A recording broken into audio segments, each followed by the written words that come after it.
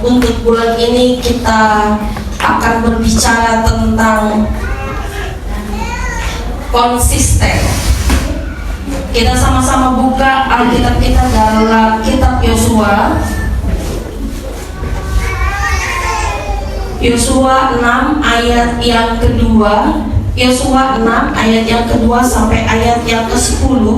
Kita akan membaca ayat ini bersama-sama. Yosua 6 ayat yang kedua sampai ayat yang ke-10. Nanti langsung lanjut ayat yang ke-20.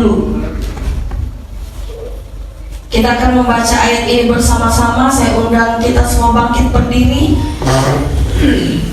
Yosua 6 ayat 2 sampai ayat yang ke-10, sambung ayat yang ke-20. 1, 2, 3. Berfirmanlah Tuhan kepada Yosua, ketahuilah aku serahkan ke tanganmu Yeriko ini beserta rajanya dan pahlawan-pahlawannya yang gagah perkasa. Haruslah kamu mengelilingi kota itu, yakni semua prajurit harus mengendarai kota itu sekali saja.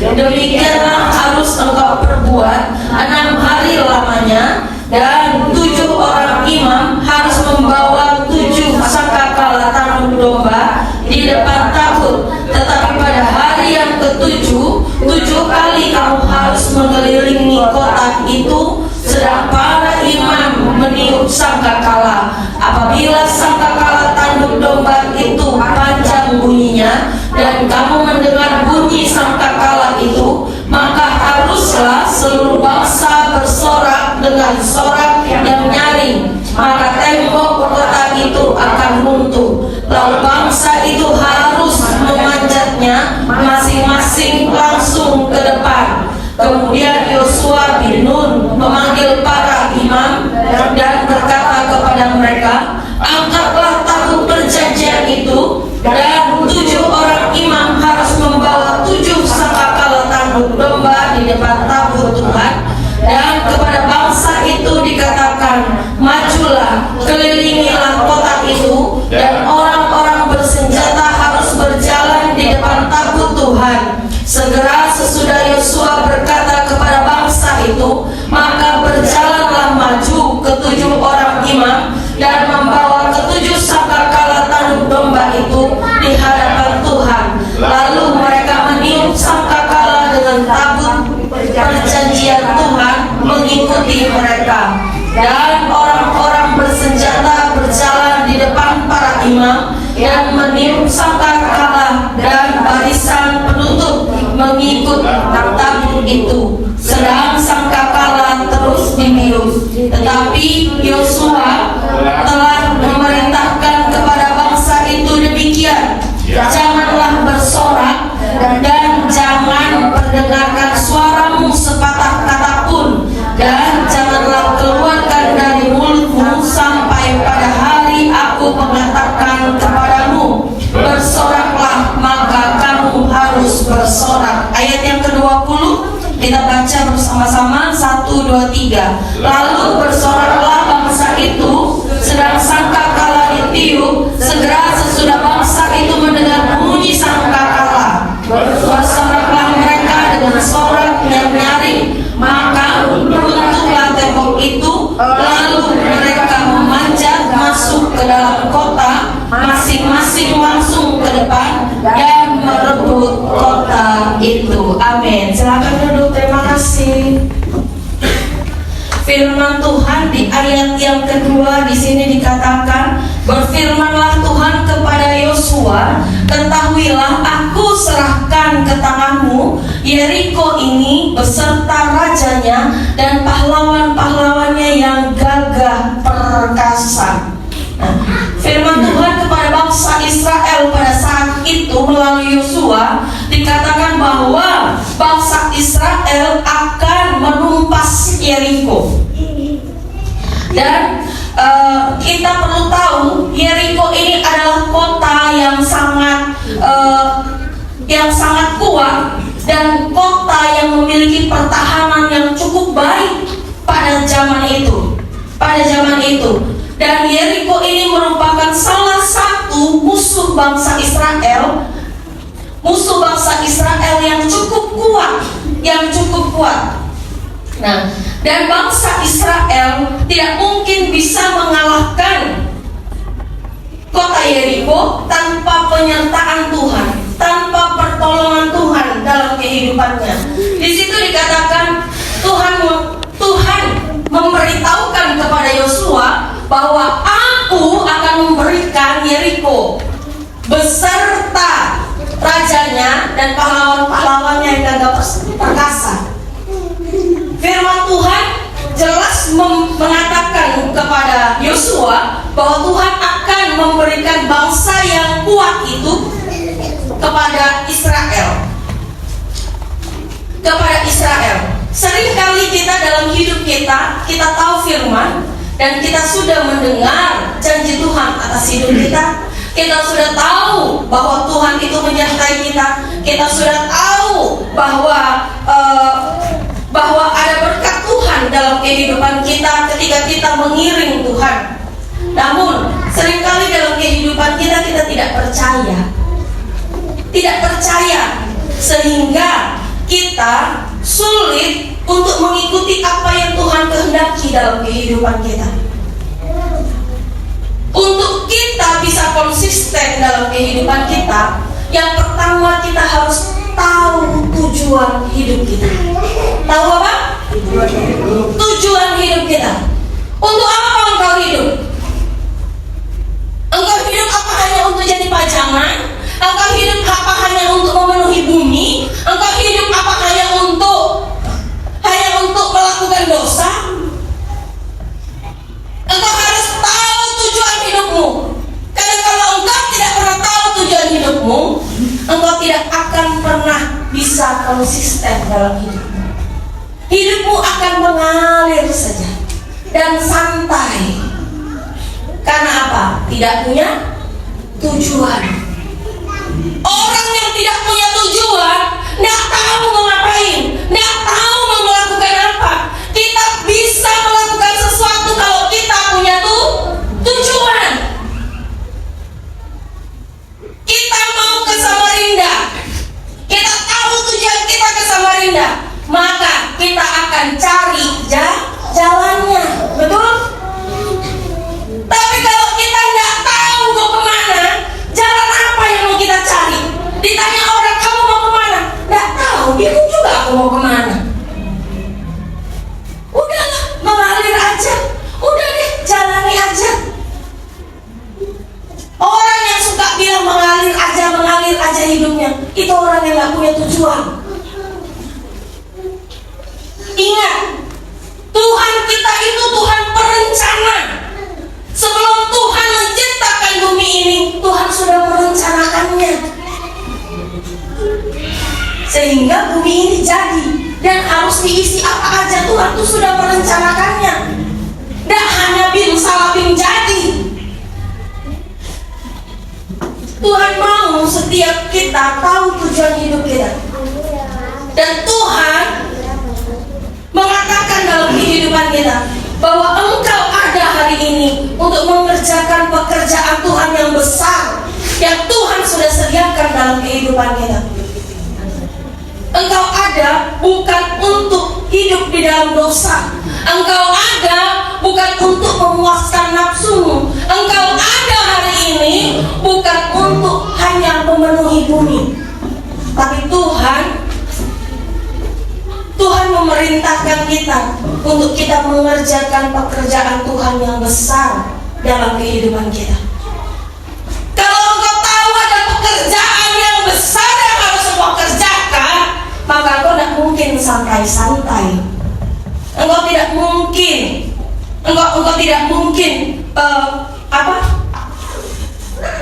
Engkau tidak mungkin semua orang bekerja, engkau tidur-tiduran. Tapi kalau engkau tahu ada pekerjaan yang besar yang sedang menunggumu, engkau akan bersemangat untuk mengerjakannya. Tapi kebanyakan orang hari-hari ini kehilangan tujuan hidupnya, kehilangan arah tujuannya, sehingga dia tidak tahu mau kemana jalannya.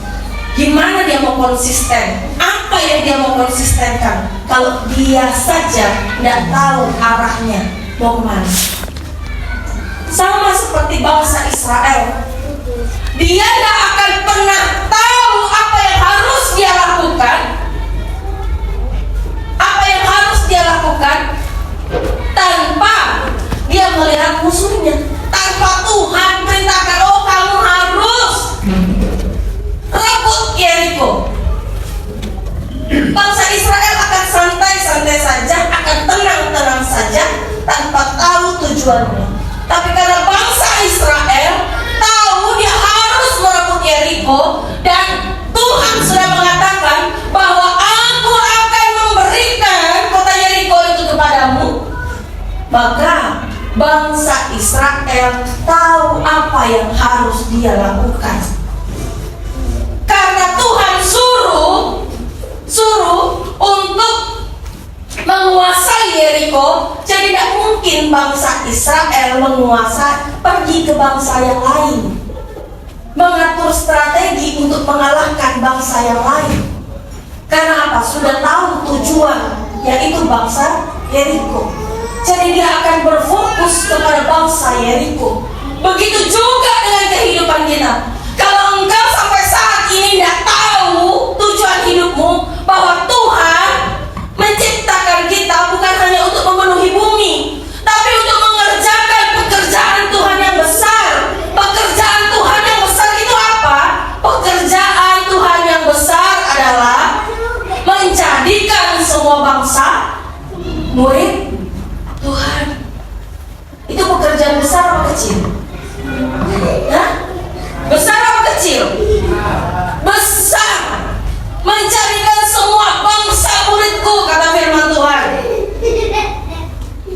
Kalau engkau tahu engkau punya tugas menjadikan semua bangsa muridku, maka jangan santai-santai, jangan nyantai. Kekristenanmu pun tidak bisa seenak-enaknya. Gimana engkau mau menjadikan semua bangsa murid Kristus kalau engkau saja masih berjuang dalam kekristenanmu? Kalau engkau saja belum menang dari dosamu, kalau engkau saja masih terus-terusan dikuasai oleh dosa. Oleh karena itu, untuk kita bisa konsisten, kita harus tahu tujuan hidup kita. Jangan sampai hidup kita hanya mengalir dan mengalir. Dan jelas arah tujuannya. Tuhan mau engkau punya visi misi dalam hidupmu. Engkau punya tujuan yang pasti. Sama seperti kita mengikut Kristus. Tujuan pasti kita kemana? Ke surga. Engkau datang ke gereja, engkau datang ibadah setiap minggu, tujuannya supaya apa? Supaya kita jadi lebih baik, jadi sama seperti Kristus dan bisa masuk surga. Tidak ada orang rajin ke gereja, dia punya tujuan supaya masuk neraka. Tidak ada. Semua pengen masuk surga. Karena sudah tahu tujuannya mau masuk surga, maka dia harus ikuti peraturannya. Peraturannya, Tuhan bilang kerjakan keselamatanmu. Cara kita mengerjakan keselamatan kita salah satunya adalah beribadah kepada Tuhan. Oleh karena itu, mari setiap kita, engkau harus tahu tujuan hidupmu. Tuhan memanggil dan memilih engkau bukan hanya untuk memenuhi bumi, tapi untuk mengerjakan pekerjaan Tuhan yang besar dalam kehidupanmu, agar firman Tuhan itu digenapi, agar firman Tuhan itu jadi sesuai dengan apa yang Tuhan sudah firmankan. Dan yang kedua, untuk kita bisa konsisten dalam kehidupan kita, yang kedua itu dibutuhkan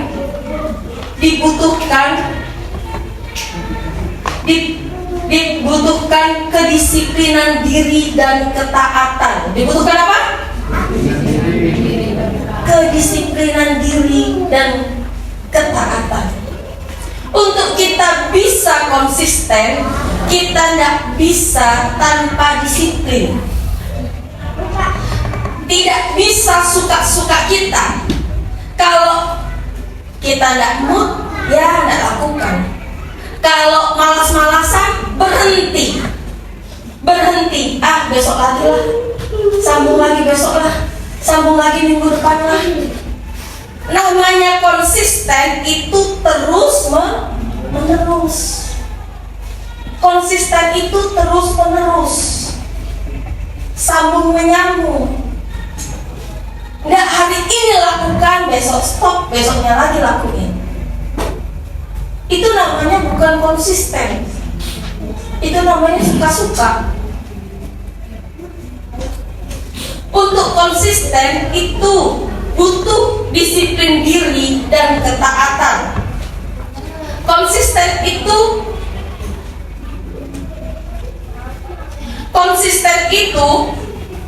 harus dilakukan terus-menerus dalam kehidupan kita. Sama seperti yang dilakukan oleh bangsa Israel saat dia menyerang bangsa Yeriko. Firman Tuhan di situ mengatakan bahwa 6 hari kamu harus mengelilingi tembok Yeriko, dan setiap hari 1 kali selama 6 hari.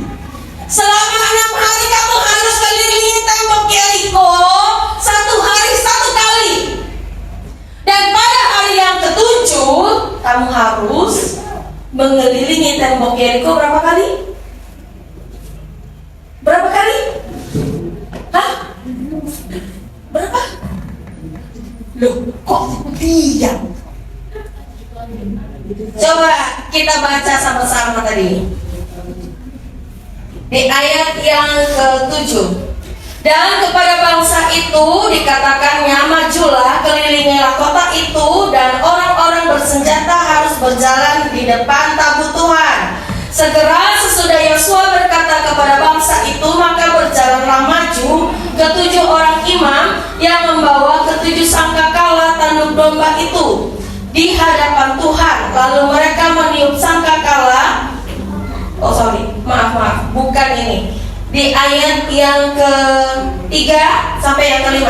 Haruslah kamu mengelilingi kota itu, yakni semua prajurit harus mengedari kota itu sekali saja. Demikian harus engkau perbuat berapa hari? 6 hari lamanya. Dan 7 orang imam harus membawa 7 sangkakala tanduk domba di depan tabut. Tetapi pada hari yang ke-7 berapa kali? Berapa kali? 7 kali.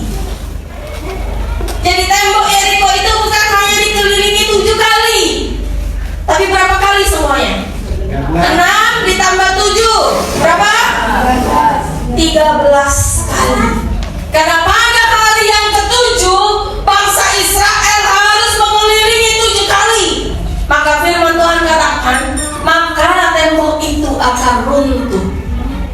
Dan bukan hanya itu saja, tapi Tuhan katakan, saat engkau mengelilingi tembok Yeriko itu, jangan engkau mengeluarkan apa? Suara. Nggak boleh ngomong. Diam aja. Ngelilingi tembok Yeriko itu dalam keadaan panas-panas keliling. Nggak ngobrol lagi, itu nggak nyaman, nggak enak. Biasanya kalau kita jalan sama saudara kita jalan rame-rame nih sama teman kita, biasanya sambil apa? Sambil ngobrol. Kalau diam-diaman enak nggak? Nggak enak. Itu yang dilakukan bangsa Israel. Itu yang dilakukan bangsa Israel. 6 hari mereka mengelilingi tembok Yeriko itu, 1 hari 1 kali. Tapi pada hari yang ke-7 mereka mengelilingi tembok Yeriko itu 7 kali. Mereka tidak bisa suka-suka mereka. Biar cepet deh. Hari ini 2 kali deh. Besok ya nggak usah, besok istirahat dulu, baru besok lusanya lagi deh 2 kali, besok lusanya istirahat lagi. Untuk kita bisa konsisten dibutuhkan disiplin diri. Untuk bisa disiplin diri dibutuhkan ketaatan. Kalau engkau tidak taat, engkau tidak bisa disiplin diri. Pernah kita mengalami sakit? Pernah? Biasanya kan kalau orang sakit ada makanan-makanan yang harus dipantang, betul? Ada makanan-makanan yang harus dipantang. Kalau orang sudah tahu diabetes, pantangannya apa? Gula. Pantangannya gula. Kalau dia tidak taat, bisa tidak disiplin diri? Tidak bisa. Pasti dia akan suruh coba-coba apa? Curi-curi gula. Karena apa? Tidak taat. Walaupun dia pergi ke dokter yang paling hebat sekalipun, dia tidak akan pernah bisa mengikuti aturannya kalau dia tidak memiliki ketaatan dalam hidupnya. Begitu juga dengan bangsa Israel. Ketika Tuhan bilang, aku akan menyerahkan bangsa Yeriko kepadamu, engkau kelilingi bangsa itu 7 hari lamanya, 6 hari engkau mengelilingi 1 kali 1 hari, dan pada hari yang ke-7 kau harus mengelilingi 7 kali. Saat mengelilingi engkau tidak boleh ngomong, tapi ketika Yosua bilang engkau bersorak, maka engkau harus bersorak dan memuji Tuhan. Maju ke barisan paling depan, maka engkau akan mendapatkan kemenangan. Kalau bangsa Israel tidak taat, maka dia tidak mungkin bisa memiliki kedisiplinan diri. Dia akan protes sama Tuhan. Tuhan, ngapain sih Tuhan harus 7 hari? Udahlah, buat aja 1 hari Tuhan. Buat aja 2 hari Tuhan. Jadi 1 hari 7 kali, besoknya lagi 7 kali. Udah selesai Tuhan. Langsung menang, langsung merdeka Tuhan. Langsung kita rebut kota itu. Seringkali kita dalam kehidupan kita sama Tuhan, kita maunya dapat berkat itu instan, cepat. Nggak mau ikuti aturan Tuhan. Karena apa? Karena kita susah untuk taat. Karena kita susah untuk taat sama Tuhan, sehingga kita berusaha ngatur Tuhan. Sehingga ketika tidak sesuai dengan apa yang kita harapkan, kita salahkan siapa? Tuhan. Kita salahkan Tuhan. Kok Tuhan begini ya? Oh, aku sudah begini Tuhan. Tapi kok Tuhan buat begini ya sama hidupku?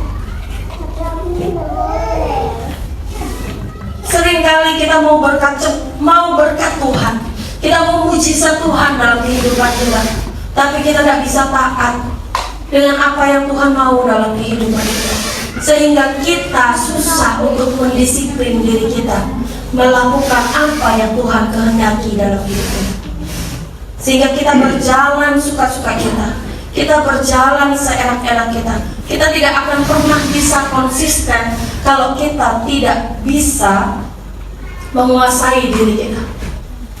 Untuk kita konsisten itu butuh yang namanya penguasaan diri. Butuh yang namanya penguasaan diri. Janji Tuhan sudah pasti buat kita semua. Janji Tuhan itu ada buat kita semua. Janji Tuhan itu bukan hanya buat pendeta. Betul? Janji Tuhan buat siapa? Coba bilang, janji Tuhan itu buat kamu sama aku. Buat siapa? Kita harus tahu bahwa janji Tuhan itu buat kita semua. Bukan hanya buat pendeta, bukan hanya buat pelayan altar, bukan hanya buat yang suaranya paling bagus, yang kalau nyanyi itu bisa nyaring dan gak fals. Bukan. Tapi berkat Tuhan itu buat kita semua. Tapi masalahnya, maukah engkau taat dalam kehidupan? Kalau engkau bisa mendisiplin diri, melakukan apa yang Tuhan kehendaki dalam kehidupan, agar engkau bisa menerima berkat Tuhan itu sesuai dengan apa yang engkau harapkan dan apa yang Tuhan rencanakan dalam kehidupan.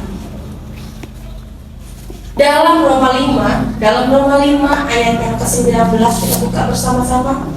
Roma 5 ayat 19, firman Tuhan di situ mengatakan, jadi sama seperti oleh ketidaktaatan satu orang semua telah menjadi orang berdosa, demikian pula oleh ketaatan satu orang semua orang menjadi orang benar. Firman Tuhan di sini mengatakan bahwa karena ketidaktaatan satu orang, siapa itu? Hawa. Karena ketidaktaatan satu orang, semua manusia berdosa.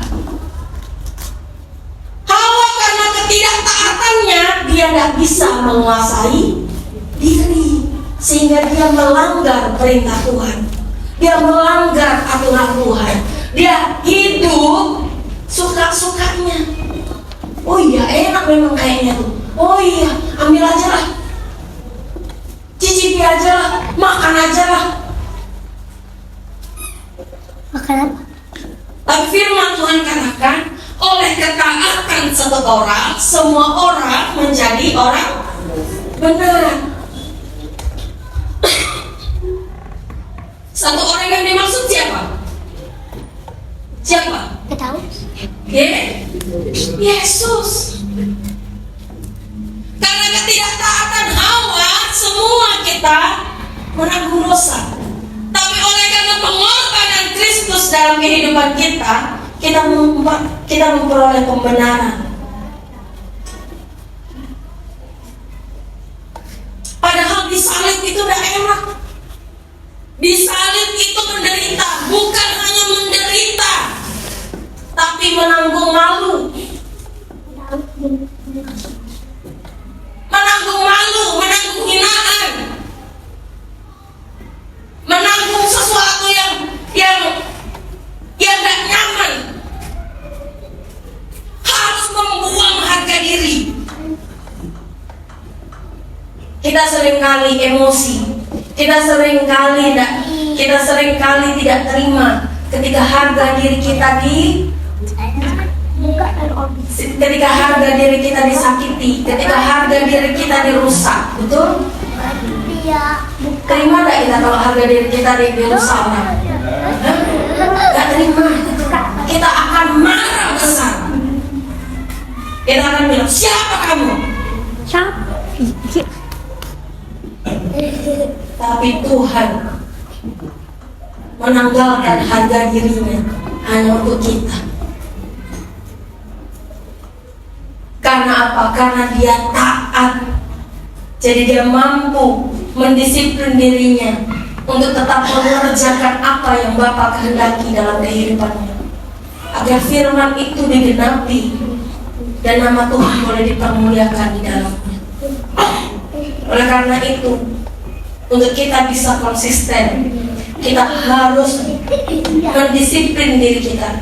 Kita harus taat dengan aturan Tuhan, dan kita harus bisa mendisiplin diri kita. Untuk apa? Untuk mengikuti aturan Tuhan dalam hidup kita, agar kita bisa menerima janji dan berkat Tuhan dalam hidup kita.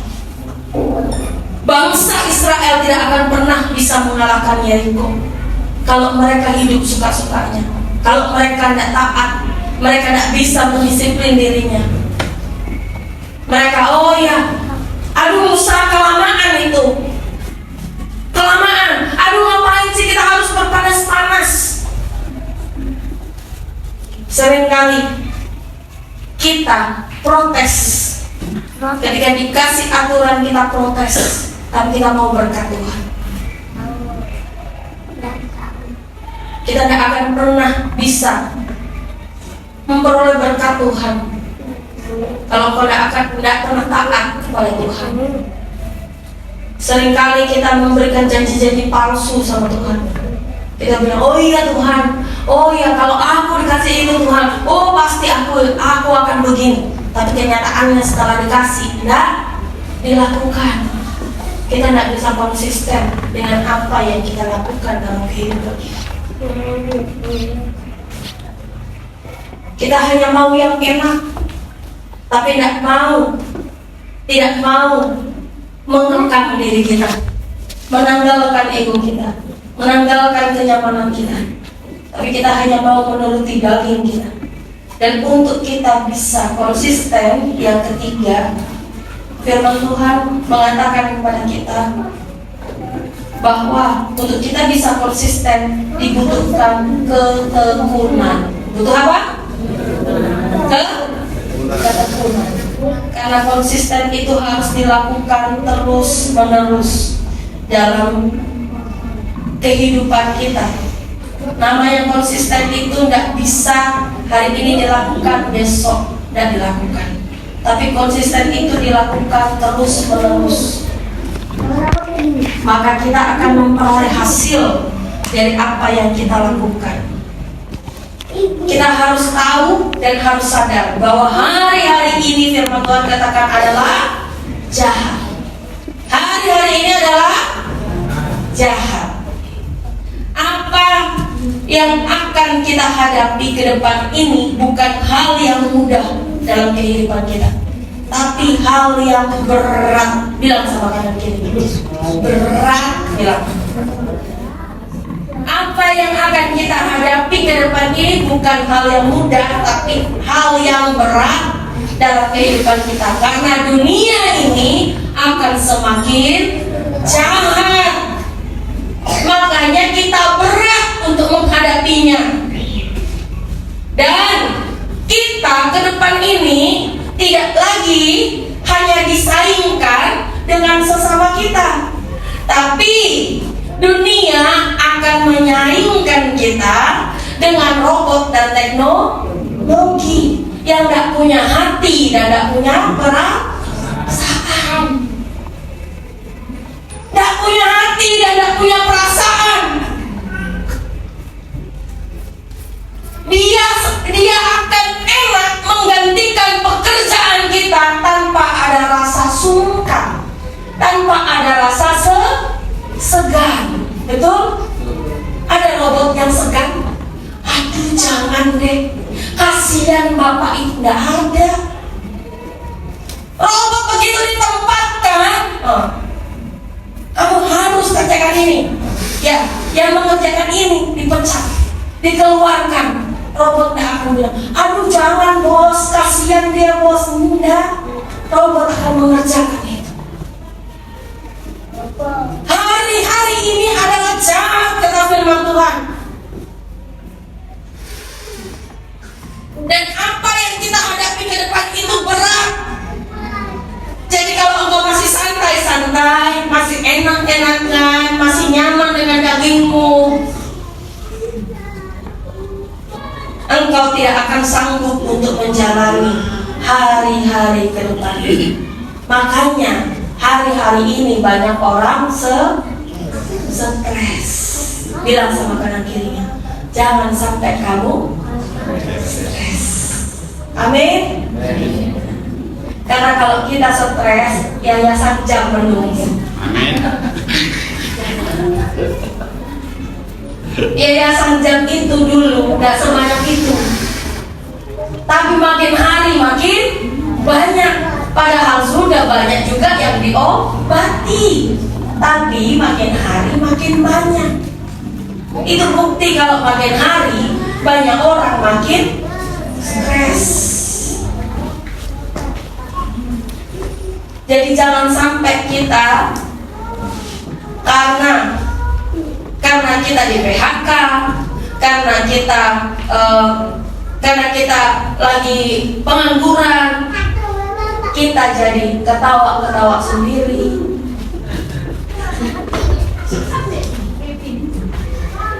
Kemana-mana telanjang, tidak ada rasa malu. Hari-hari ini adalah jahat. Jadi engkau harus tekun kepada Tuhan. Tekun kepada Tuhan. Karena kalau engkau tidak tekun, engkau tidak akan pernah bisa konsisten dalam hidup. Konsisten itu dibutuhkan ketekunan. Dalam Roma 5 ayat yang keempat, kita buka sama-sama Roma 5 ayat yang keempat.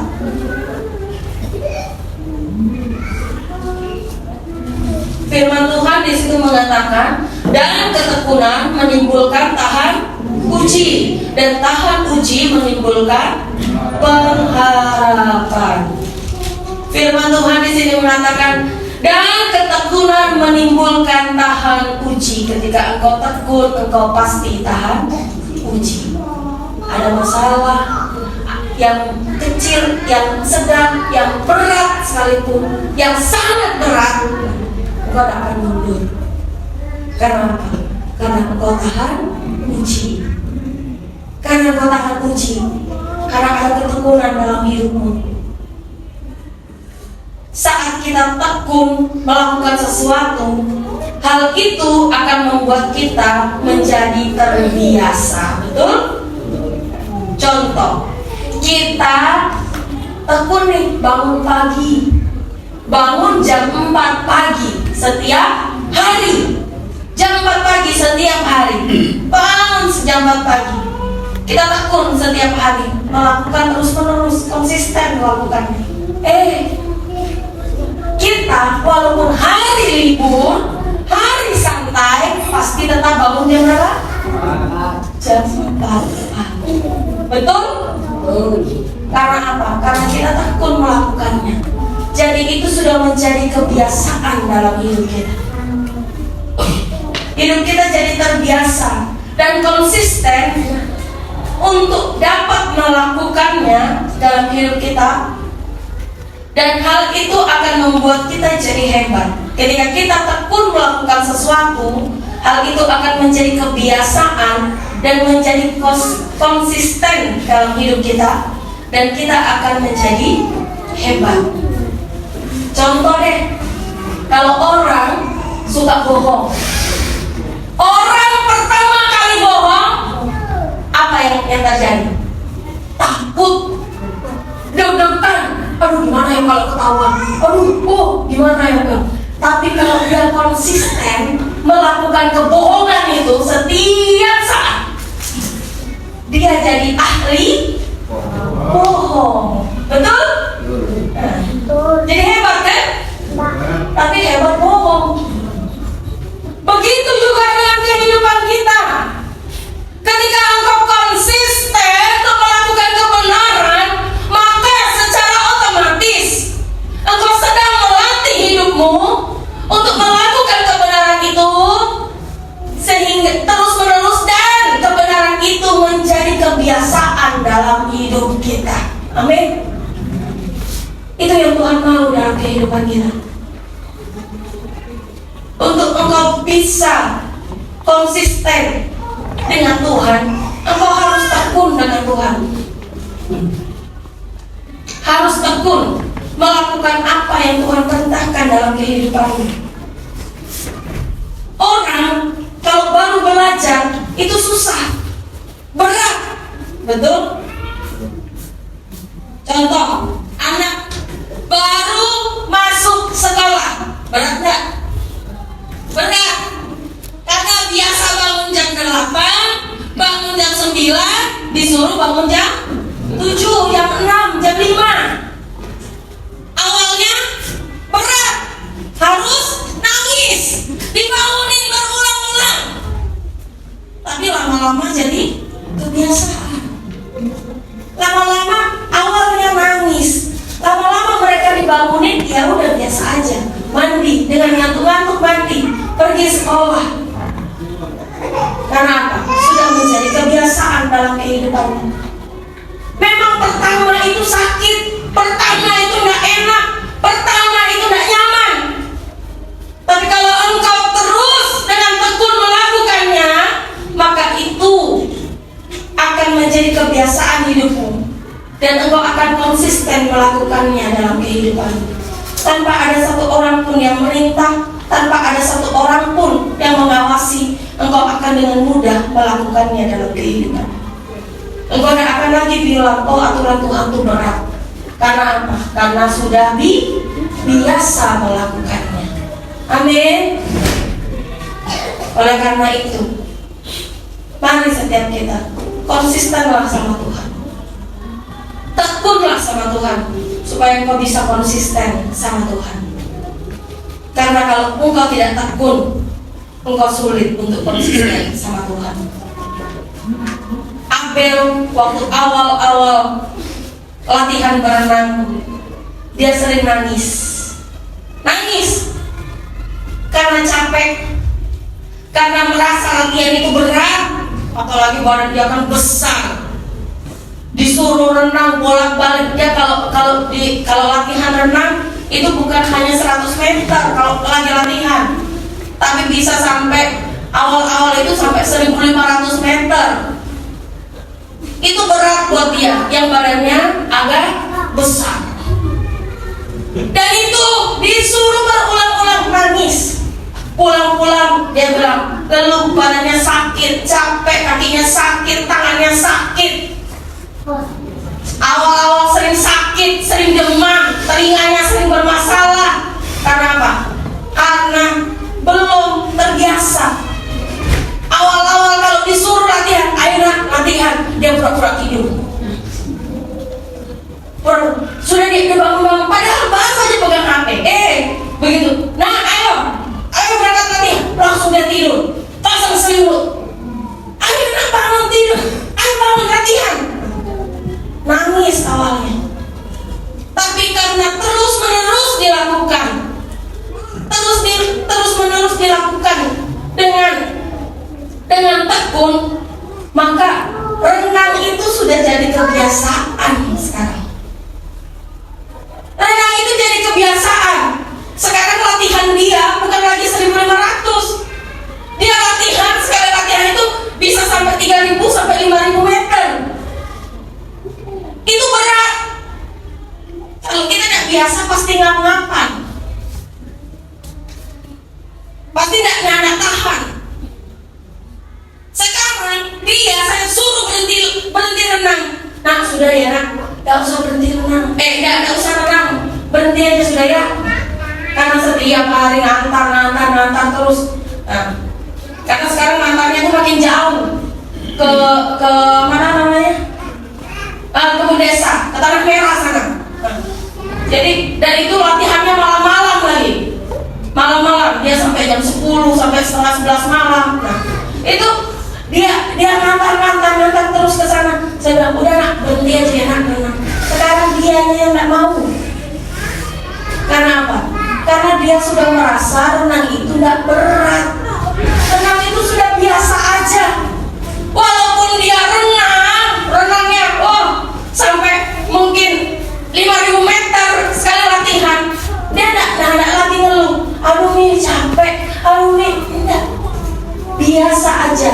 Dia habis latihan masih bisa lari-lari, masih bisa main-main, karena sudah terbiasa. Begitu juga dengan kehidupanmu. Mari kita tekunlah untuk melakukan apa yang Tuhan kehendaki dalam kehidupanmu.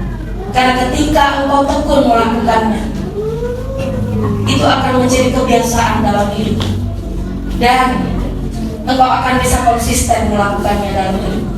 Jangan engkau tekun melakukan hal-hal yang negatif, tapi lakukanlah hal-hal yang positif dalam hidupmu, sehingga hidupmu pun bisa menjadi serupa dan segambar dengan Kristus. Amin. Untuk kebenaran firman Tuhan,